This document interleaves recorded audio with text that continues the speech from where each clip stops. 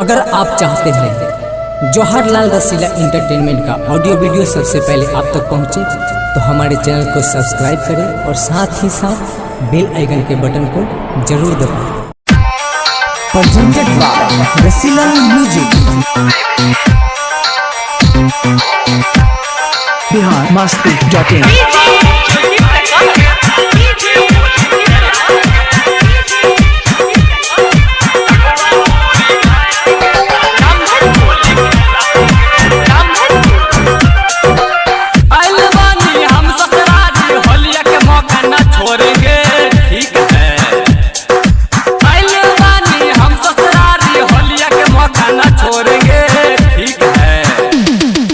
ठकुआ पूरी खाएंगे साली से होली खेलाएंगे, ठीक है।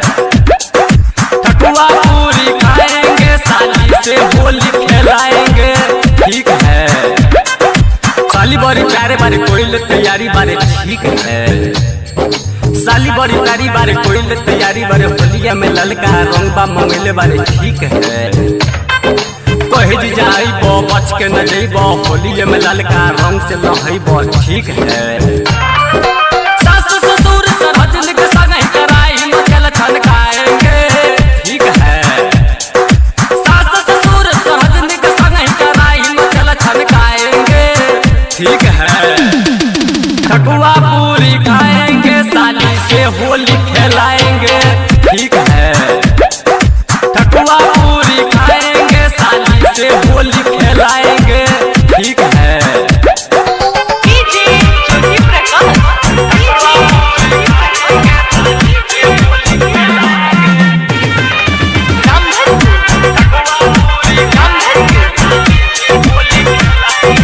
होता जगीरा उड़ता गिरा, ठीक है।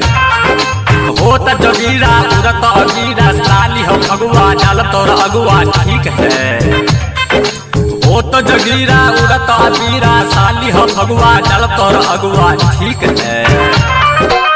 हाल कितनो करबू आज हम डल ले बिना नहीं जाएंगे, ठीक है। हाल कितनो करबू आज हम डल ले बिना नहीं जाएंगे, ठीक है। ठकुआ पूरी खाएंगे साली से होली खेलाएंगे, ठीक है। ठकुआ पूरी खाएंगे साली से होली खेलाएंगे, ठीक है।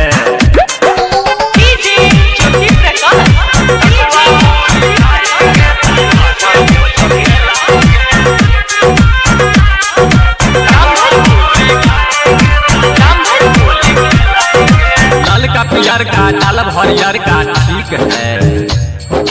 लाल का पियर का डालब हरियर का साली की होली है बुरा नहीं मानो, ठीक है।